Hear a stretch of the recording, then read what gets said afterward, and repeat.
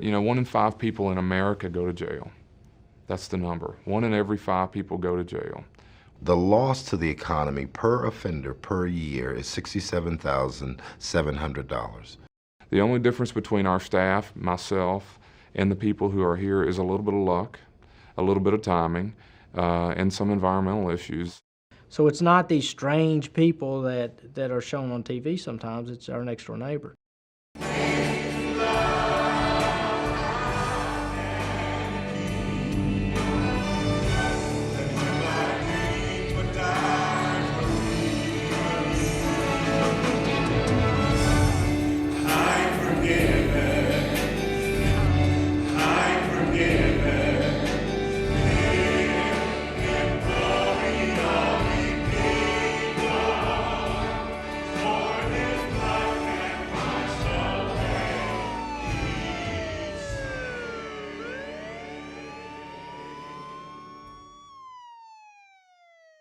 What I've tried to do in the course of my life is not be my dad. And what I've managed to do is be exactly like my dad. Most of the time, if we're talking about how we learn to be male, how our culture says, this is how you're supposed to act because you're male. You with me? We see it in TV all the time, hear it in music. We learn it from places like this. We learn it from our buddies that we hang with on the streets. This is one that most people allow us to feel on a given basis. As long as it comes out in anger, it's okay, right? You with me? Come on, give me a little something. You know, think about it. If it comes out in anger the way you feel, most of the time, we'll let it ride. Real simple example, you know, you got somebody sitting back on the bunk, maybe you're homesick. Anybody homesick in here? And you know what? Most of the time, you think you're the only one feeling that way. Man, I'm homesick, but I ain't going to tell anybody. They don't think I'm hard now. You know, I got to be tough in here.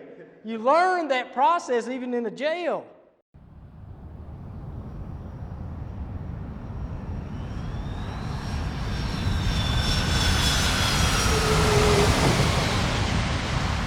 Back in 1993, we were doing some research, and what we found out was a lot of offenders, they were mainly arrested for drug charges and drunkenness and DUIs, but when they were coming back to jail, they were being arrested for a totally different range of charges, which we know now as domestic violence charges.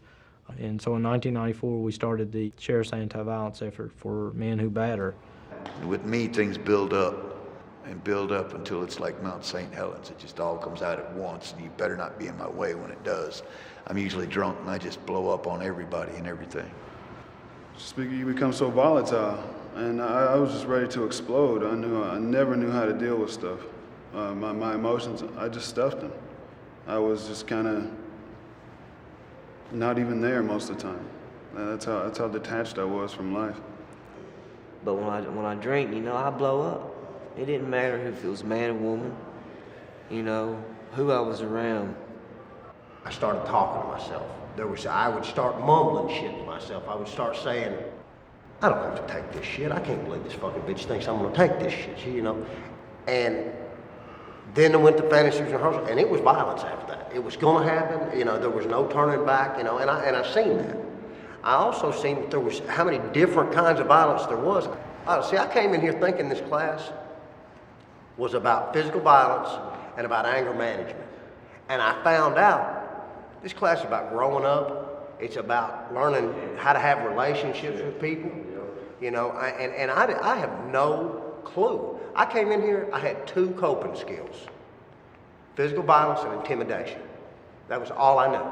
You know, that was the only way I could deal with somebody coming at me in the wrong direction. You know, today, I got some other things I can use, you know. These timeouts, I never thought about just walking away from it. You know, somebody pissed me off, I didn't think about stopping. I just thought about, you know, walking over and taking care of my business.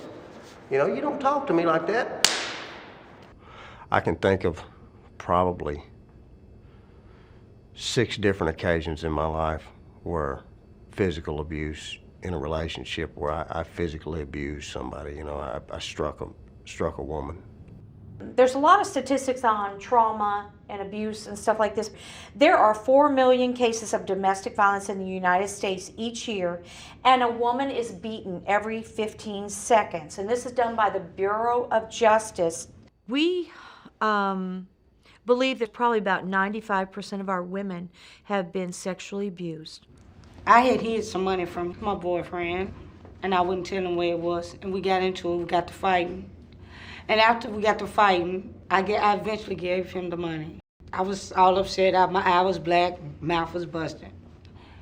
After we got high, everything was okay. I felt like he didn't mean to do that to me, he loved me, and he wanted to have sex. And I really didn't want to, but he forced himself on me. And I felt like if I didn't, he would leave me, you know? Okay. So I went for it. And I kept going. Every time we got to fighting, we would always have sex. So let me go back. To make it better. Didn't you say that you felt like he loved you? The fear of being alone a lot of times is worse than the fear of being hit. Absolutely. Yes. I know to me, and probably a lot of women, the worst threat a man can make is I'm going to leave. Whether, regardless of what he's doing, if he's cheating. I know I put up with my husband cheating for years. Cheating, beating, whatever, I'm going to leave. That's the worst thing you can do. I was a nurse here at the facility. I had got introduced to cocaine, and I started burglarizing houses. And so until we get in there and start doing something about our belief systems and the damage that has been done to us, we won't find out who we are, change our belief systems, and start believing in ourselves. I've learned through the programs here, I've been codependent on men my whole life, and I had a boyfriend that was in jail, and I depended on him for my happiness. And I just wanted to be happy. And so I smoked crack, and it ruined everything good about my life. I was 14, and my mom, she had a boyfriend, and he sexually abused me. And then it got to the point to where I couldn't even go to sleep. I mean, I'd lock my door when I go to sleep, and I'd wake up in the mornings, my door would be picked. He'd pick the lock on my door and come in, and he'd crawl in the bed with me naked, and it was just like, I don't feel comfortable in my own home, you know. I used to be a prostitute. I was in prostitution, and I was with a pimp, just, you know, just to get high. I felt secure there, you know. I felt like that was the only place I had to go. I tried to leave because I got tired of it one day, and he wouldn't let me leave. And he came and got me, and he stabbed me in the side because I tried to leave. Do you know what? As a man, if you want something, you take it. You don't ask for it, you just take it. And that's what we've been taught. Take charge, gain control. Don't cry, gotta be strong. What else do you think is going on? If you step outside of this box, what do you hear? You a punk, wimp, sissy, faggot.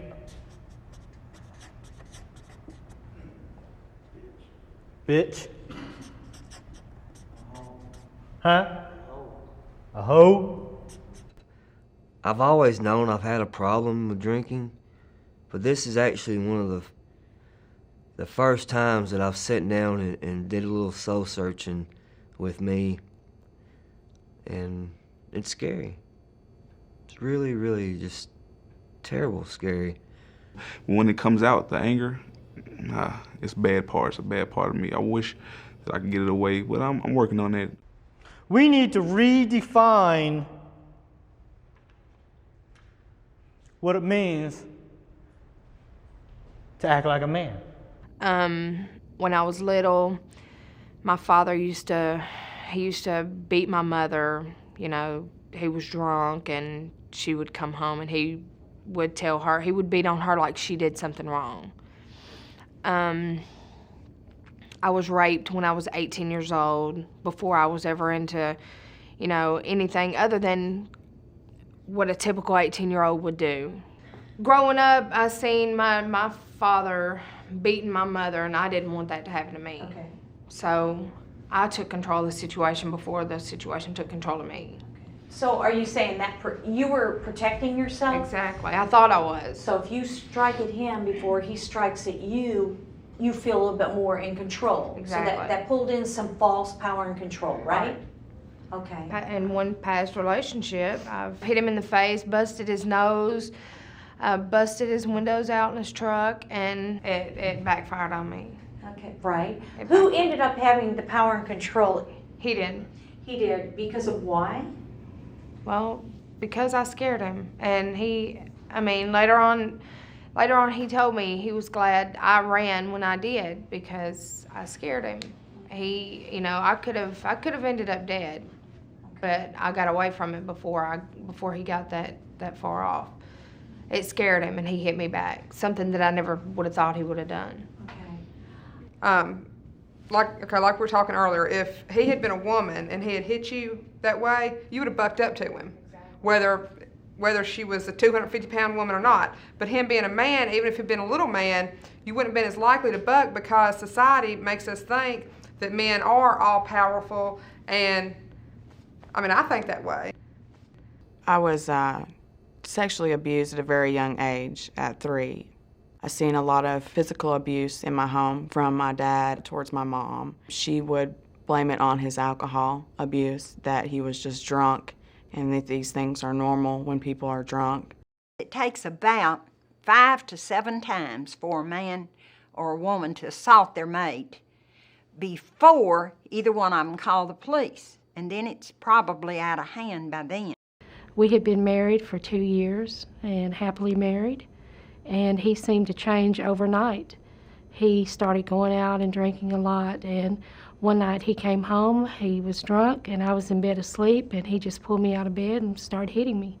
And it just kept getting worse and worse over time, and I didn't know how to fight back. I thought it was my fault. I thought it was something that I was doing wrong. But in this program, I have learned that we have to be accountable, and we have to be accountable for our feelings, that we can't just cover them up with drugs and alcohol, that we have to work through our problems, and that we can become a survivor instead of a victim. My mom was murdered by her boyfriend. He beat the life out of her. I have 88 arrests on my record. Prostitution, paraphernalia, simple possession, possession with intent. Yes, I can tell you about baby's daddies because I got 3 different baby's daddies. I got 5 kids. But I'll tell you what, my last child's father, we met each other in recovery, so I thought that our relationship in recovery was going to be different. This was the most dysfunctional relationship I have ever been in my entire life. It was horrible, but I fantasized it. I was out of reality with it.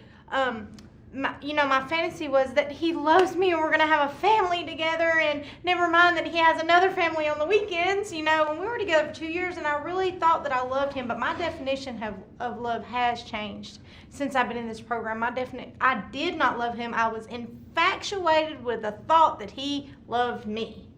He broke up with me, and I used that for an excuse to go get high. But there was a lot of things. I stopped going to meetings. I stopped calling my sponsor. People in the program were reaching out to me, and I was just slamming the door in their face because I didn't want to deal with it. I didn't want to talk about it. Really, I guess bottom line is I wanted to get high, and I needed an excuse. My life was watching, but you know what? I was thinking about it, and I think that the reason I couldn't accept it was because I thought I had failed again. It wasn't him. It wasn't that I loved him. The fact that I failed again. Yeah. That's an addiction in itself too, men. Well, we're going to find love in all the wrong places. That's right. And if you don't do what he wants you to do, isn't it? He just might go on down the road to Susie Q, right? Yeah. What does that do to us? In your mind, it's like, no, I need you to survive, Because all we can think of is fill me up with love because I am so void. How can we go forward and make good choices? We keep going back to all those guys and our baby daddies and have multiple children with different partners? I mean, what kind of life is that for you and the children? What you've been doing up to now has not worked. If you've been in 4, 5, 6, 7, 8 relationships and you're like, you know, women, they're crazy. Ain't no good. I hear it all the time. There's no good women out there. You know what? You need to check yourself. Because guess what? It's not the women. It's you.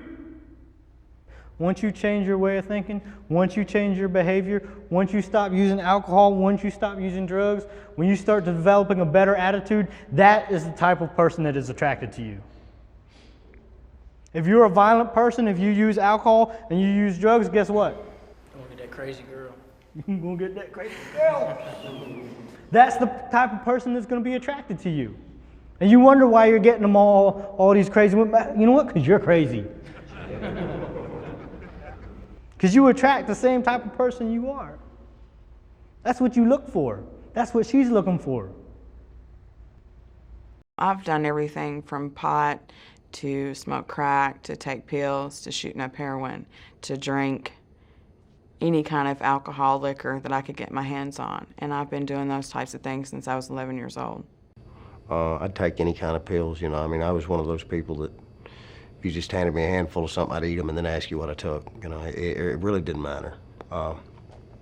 Anything that has kind of stopped me from feeling the stuff that I was trying to go through. And I don't even drink, you know. I don't even drink at all, hardly. You know, I might drink every now and then, but it was never a problem because I always said, because my whole family is alcoholics, and I always said, oh, I'll never do that. You know, I'll never do that. I'll just be a drug addict, you know. But I'm not an alcoholic like the rest of my family. You know, I want to do everything to the best of my ability, so I did drugs for 7 years to the best of my ability. And by 21, I was smoking crack full time. It was like a career. The increase in women incarcerated is increasing at an alarming rate, much, much faster than men. Is violent crime up in women? Sure it is. Are more women going to jail for violent crime? Sure it is. Are they getting meaner? No.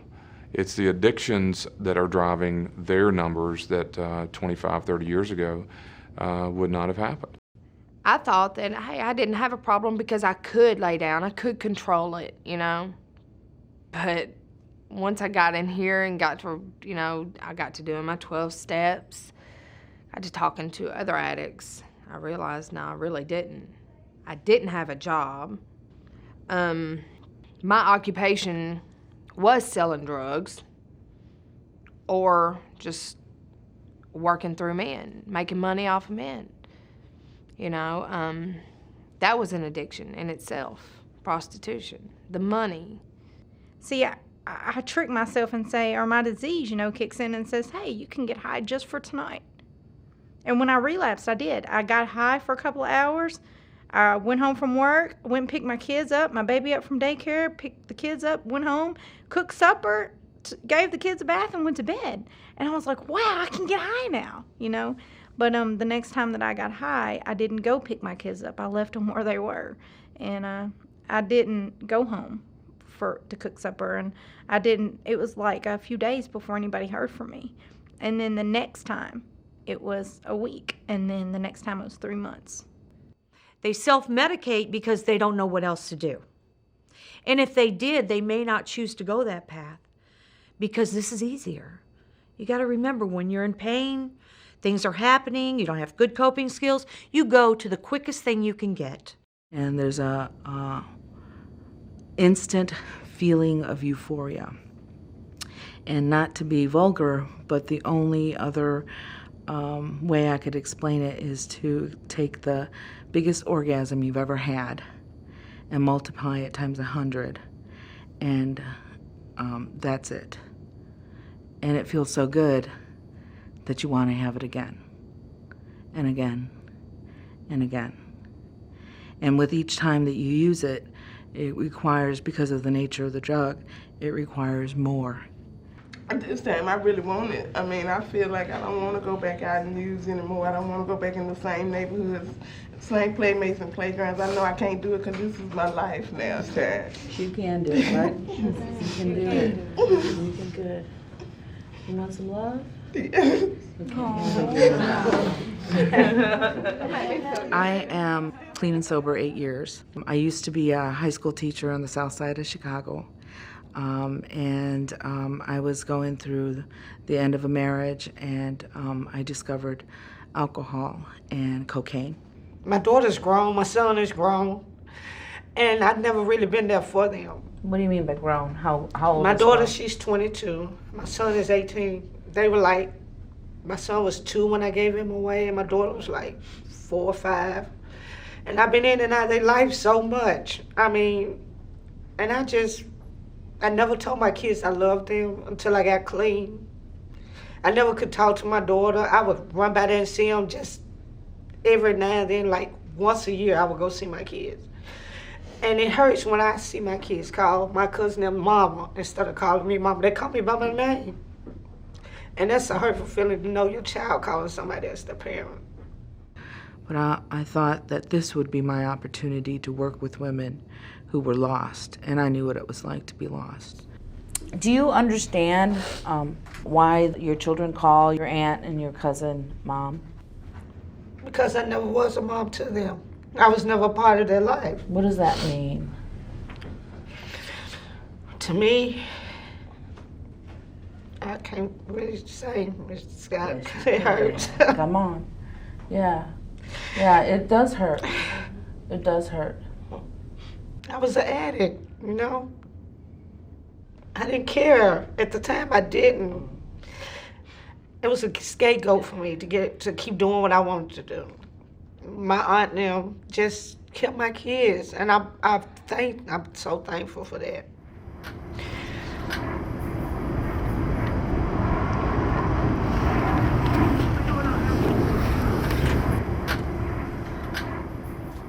I just got in a fight with my dad, and I left. My girlfriend was worried about me. She told me to come to her friend's house, which was having a party. And I went to the party, and somebody was like talking over her, and she was telling him to stop, leave her alone. And I snapped. I went off, and nobody could stop me. And it ended up, my friends had to pull me off when it was pretty much all over with. And he went to the hospital and pressed charges.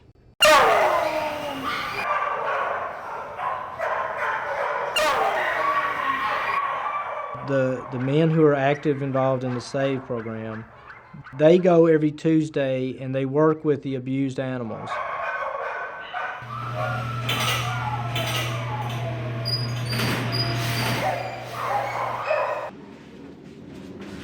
I'm in for a felony burglary. I didn't have any sort of structure in my life. I was just going from day to day, moment to moment, and I wasn't really doing anything or caring about anything, even myself. And once you have something that completely relies on you, such as a dog or a child, you can't just say, no, I'm not getting out of bed today. You actually have to do it, or else there are consequences for something else other than you. That's personal responsibility.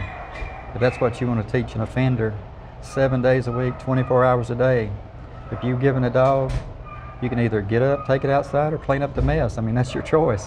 And the point of it is it's for the inmates and the pound. We want to help get these dogs a good home by training them in basic obedience and, certain tricks to, some of these dogs, like my last dog was abused on the street. She wouldn't even come out of her cage at the beginning or walk on a leash. I mean, there aren't many people that get to do it, so I'm not about to leave the program, and I want to help again. I want to do it again. The animals that we receive oftentimes are seized because they've been treated cruelly or neglected by their owners. They're also just animals that unfortunately get lost.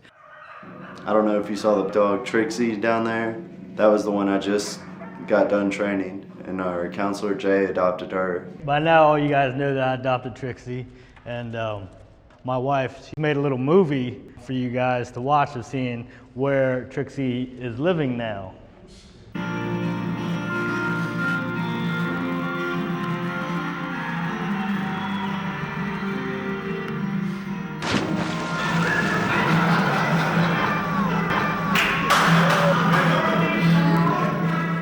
not popular, it's not trying to sensationalize the issue, but I like to tell people that that animal will literally be euthanized if it's not able to be adopted. So pretty. The only way to do that is to bring it to be socialized enough to be adopted. Trixie? It's not really the good thing to say, but so too is our inmate. He is going to be euthanized in a totally different way, whether it's total institutionalization for the rest of his life, or in some cases could be death by the crime he's committing if we don't socialize that person. I don't know, it just took a lot of showing that somebody's not going to hurt her, that somebody would actually be nice and care for her to get her to do anything at all. She's doing good now, all clean and shiny too.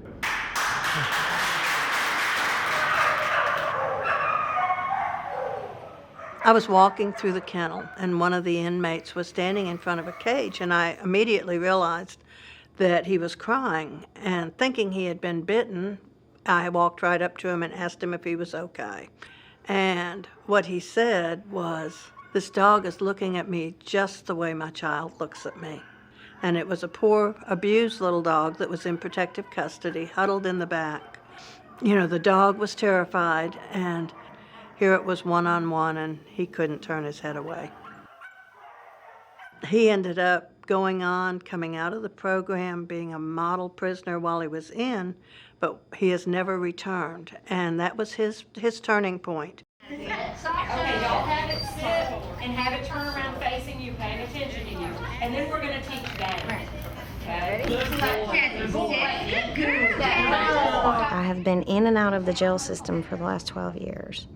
I've actually been to the Tennessee Prison for Women, was there for 3.5 years, and finally, by the grace of God, ended up here. Go all the way around and see what he does. I came to the realization in the Healing Journeys program that the world doesn't owe me anything. I've taken so much from this world that it was time for me to give something back. But being around those animals, I kind of associated those dogs as the same as us. It's something that society had given up on. So when I stepped out of myself and started giving that animal what it needed, I started realizing that suddenly one day I looked up and I had all these people around me doing the same thing.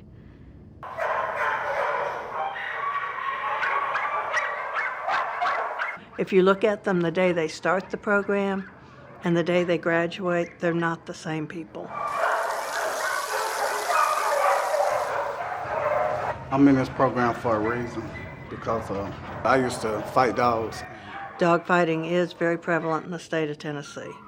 And the ones that are the sweetest ones are the ones that they like to train the bad ones with.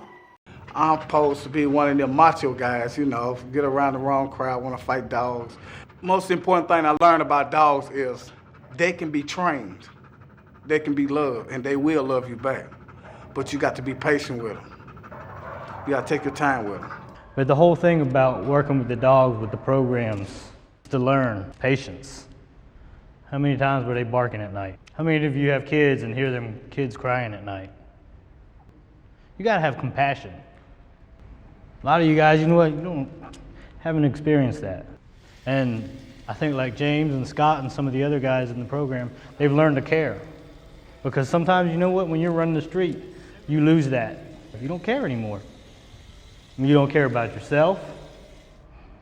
You don't care about what happens to your family. You may say you do, but if you out running the streets, you don't care about it. And the best thing about caring, caring for that dog, is it feels good. It's going to replace that empty feeling that you have when you stop using drugs, when you stop drinking, when you stop going places you shouldn't be going, running the streets.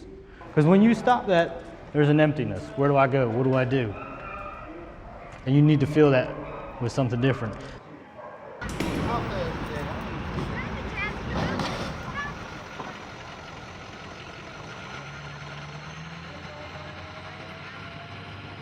I didn't get arrested, I got rescued.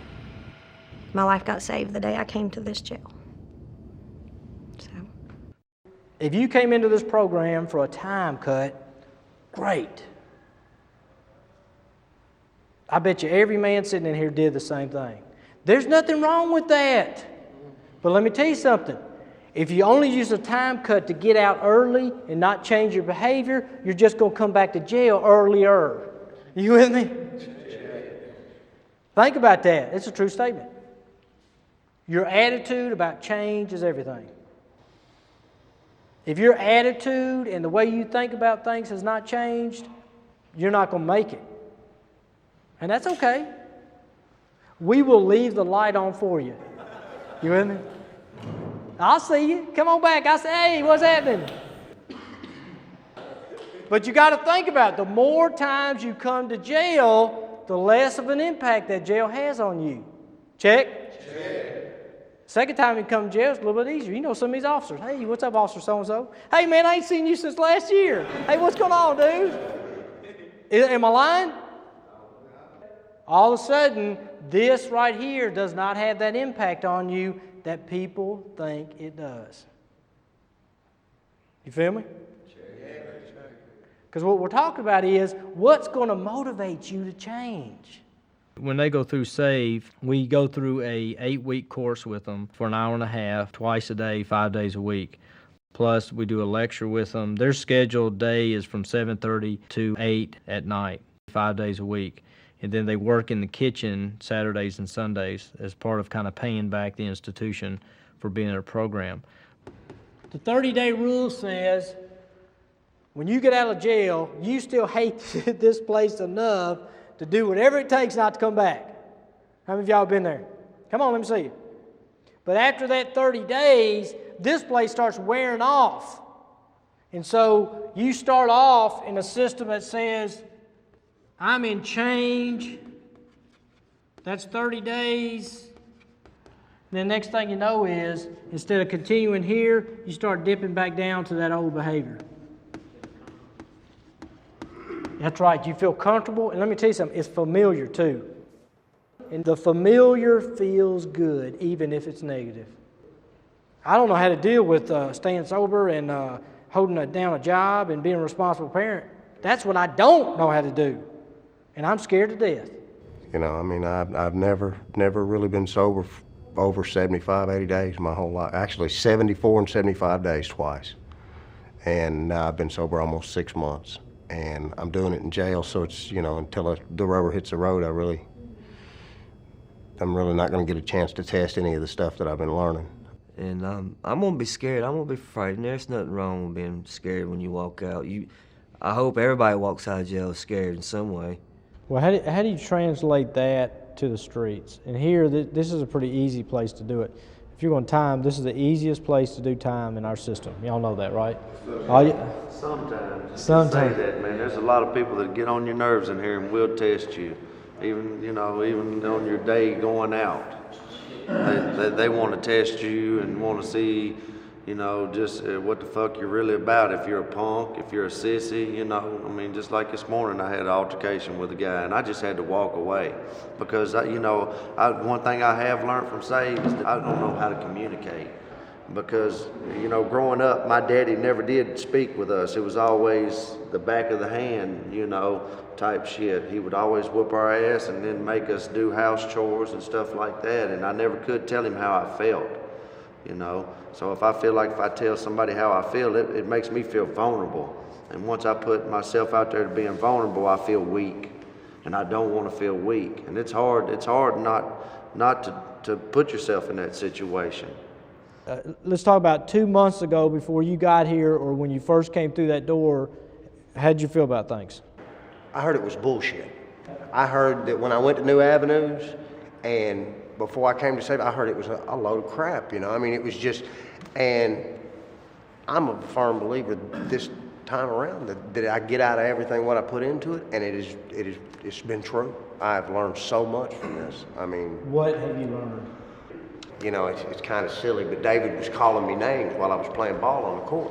And, well, see, I want to come out with it. I was playing basketball, and I'm the only white guy that plays ball out there, and he was calling me, Larry Bird? I was Larry Turd, and it was really funny, and everybody was getting a big, but he carried it on, and he kept on, and it just got under my skin. And I said, look, man, I don't like the way it makes me feel. I really wish you'd stop it. And he asked me, he said, are you threatening me? And I said, no, I'm not threatening you. I said, I'm telling you how I feel. And he said, okay.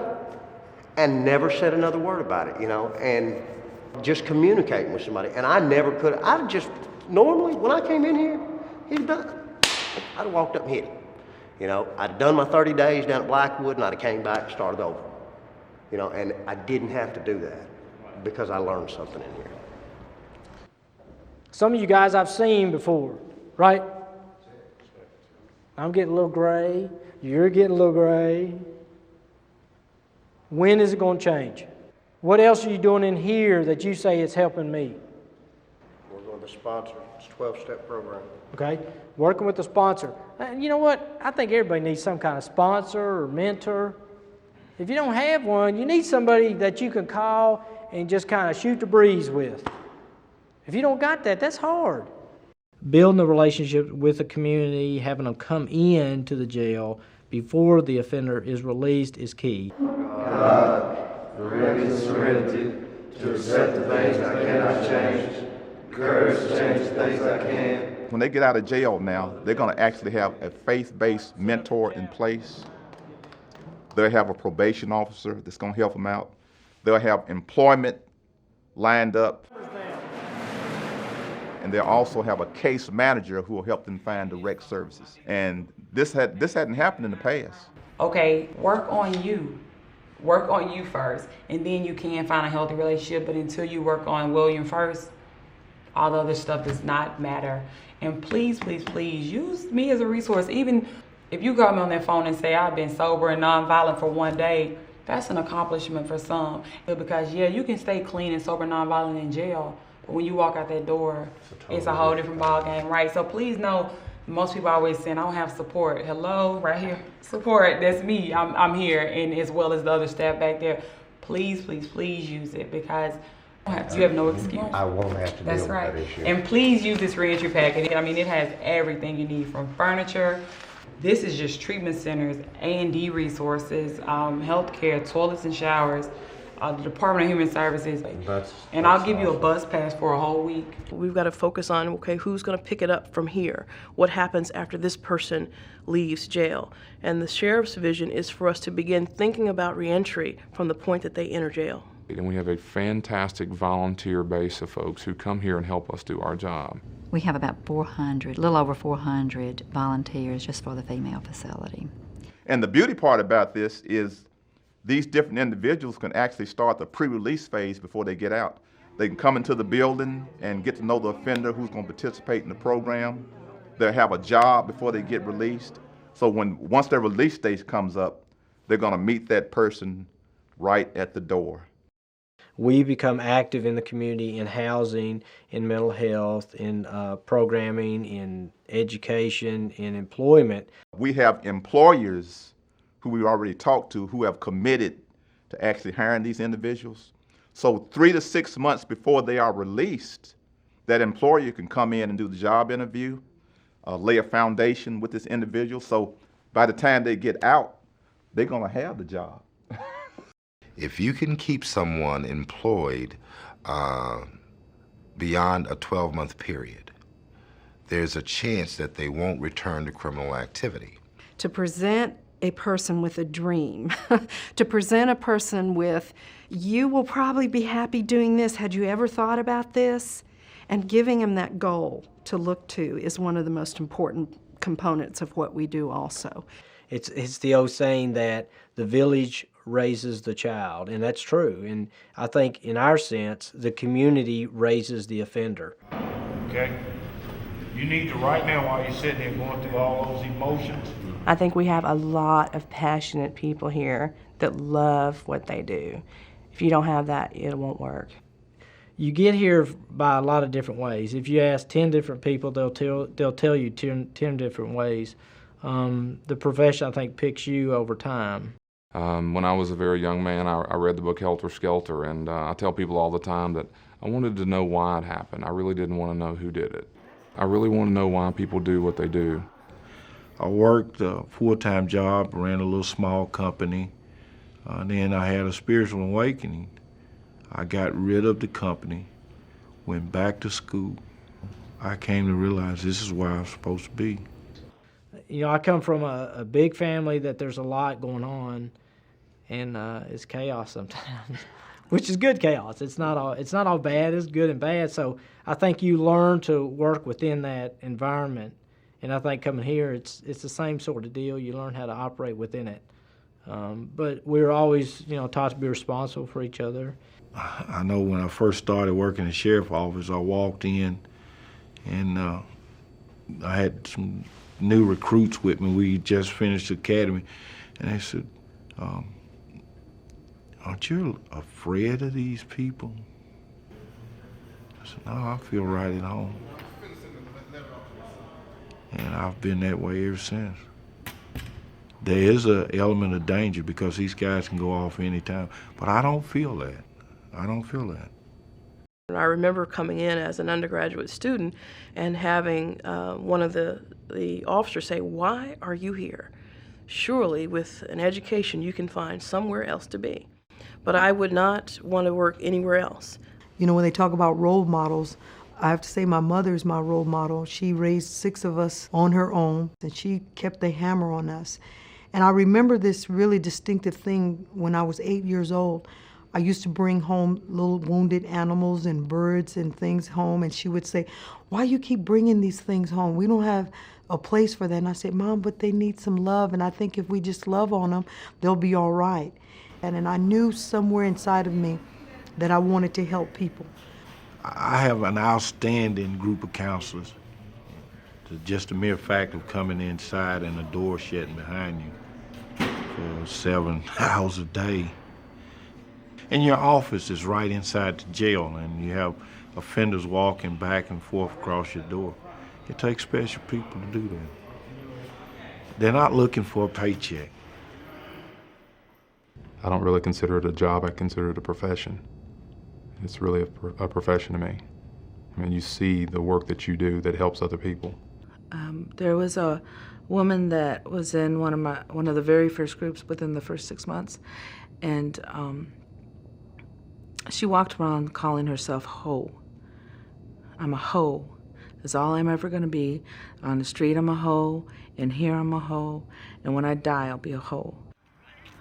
Every time she said that, I would make her right. I am a beautiful child of God.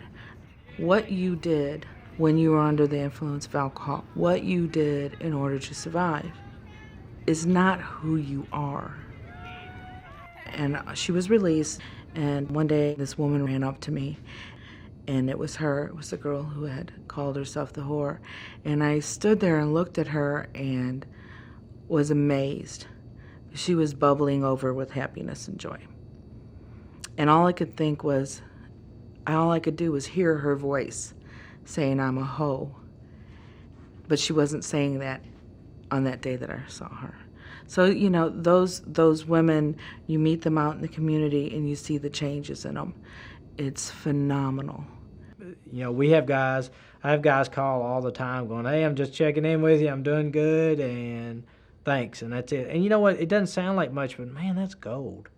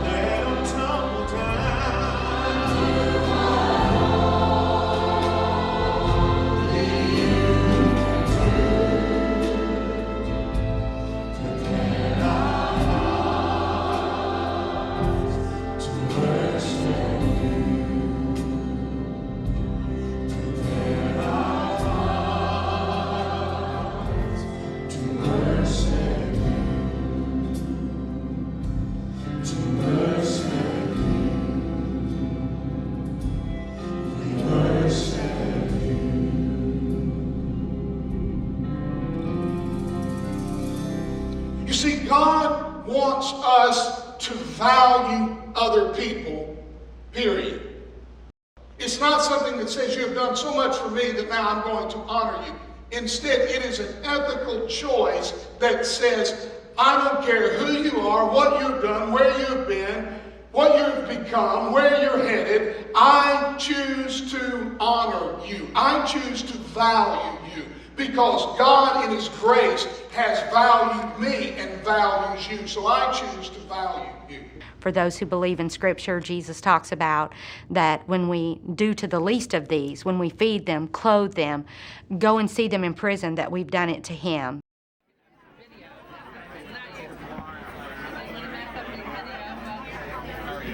It's wonderful. I've been to a lot of churches. I was raised in church, and I've been to a lot of churches.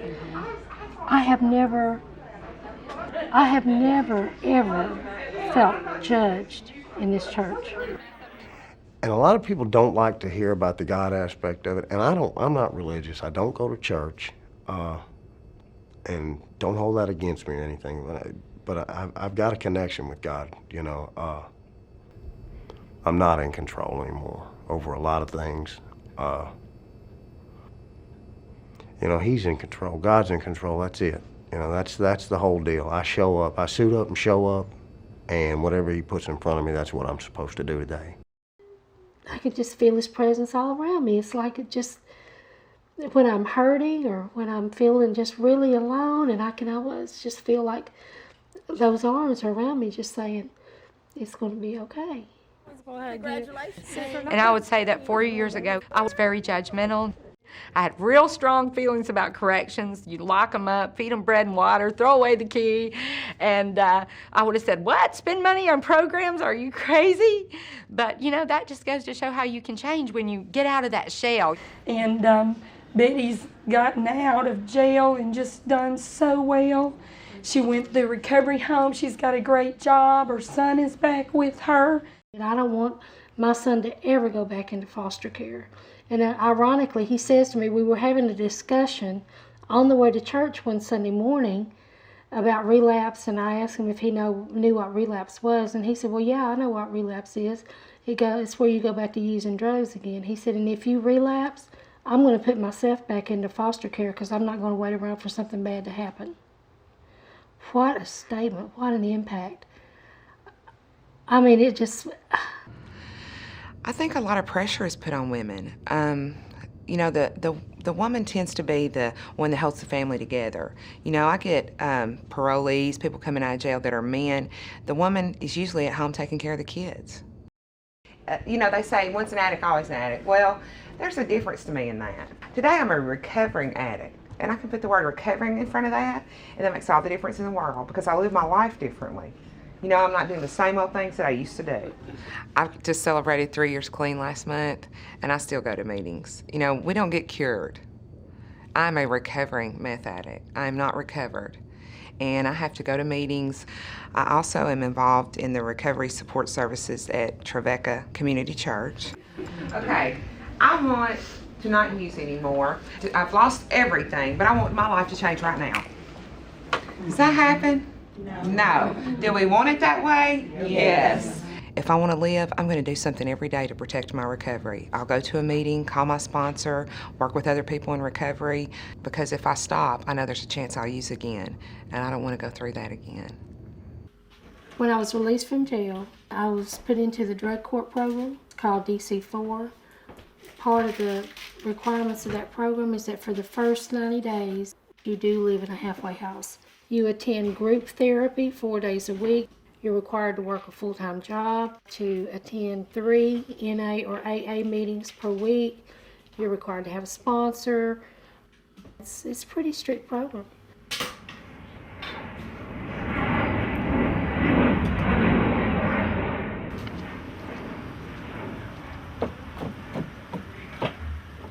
I never dug into myself to see what's in there. It's kind of like when you're a kid and you're afraid of the dark. But I was telling Alistair last night, you know, I'm really scared of what I might find whenever I dig down. And that's hard for me to do, is to walk into that room that's dark, trying to find the light switch to see what's in there. And sometimes I really don't want to see what's in there. I've always trained myself to block things out. I'd rather face somebody than face myself. I can stand up to one of y'all, but when it comes to me, I'm straight running. And I mean, I don't really quite understand that all the way, but that's what came to mind. I can't tell you how great this place is. This has been, sounds corny, but this is my ship in a big ocean. This is it. You know, guys in this house, and they're all on the same road that I'm on. I get a lot of support, a lot of support. Willie Smith was the very first guy in this house when I opened it up in 2001. He was a character. He really was. And Willie wanted to do a lot of it his own way. And he was also part of our growing. But a lot of the rules were made because of Willie. And then when Willie left, he got in some more trouble afterwards. And he came back one other time. And he didn't last probably about a month because he was still doing it his way. And then when I saw him in jail, and he said, "Rory," and I said, "Hey, Willie." And then we talked, and this time I see a big desire to be different this time, and Willie's really trying. I love you guys. I love you too. Had a $1,000 a day dope habit. If it meant breaking into a building, you know, I did it. If it meant putting a girl out on the street, I did it. I'm not proud of any of that. And I said, God, I can't do this anymore. I gotta get out. I don't know how. And I threw my hands up and I said, please help me. I give up. That's what this means. When the police get you, you throw your hands up, that's surrender. I give up.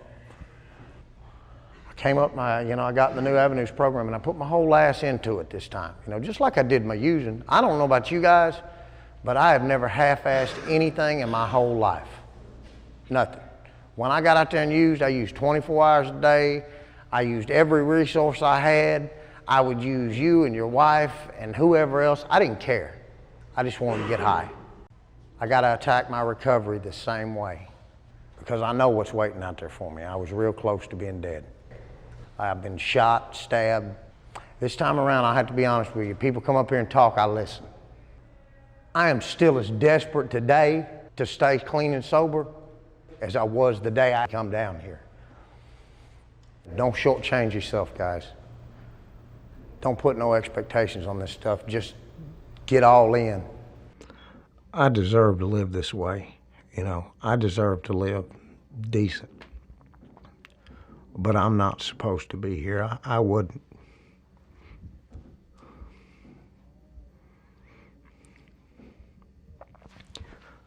I wasn't supposed to get off the street.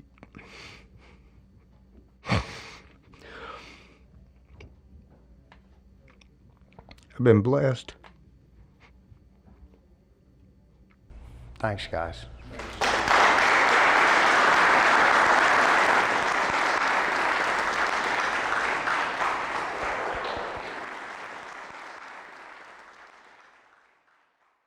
Really, the jail is just an extension of the community. It happens to have our community folks here, and they are going to be released. So for me, I'd like my neighbor, if he's locked up, to come out in better shape than he was when he first came in, because then it makes my neighborhood, my community, a better place to be. Can't fix them, but I can let them know they have some options. They have a choice. It is really changing some lives. And I'm just excited about being a part of it. And it's kind of an irony that they come to a place called jail and they have access to the kind of services or the kind of interventions they've likely needed most of their lives.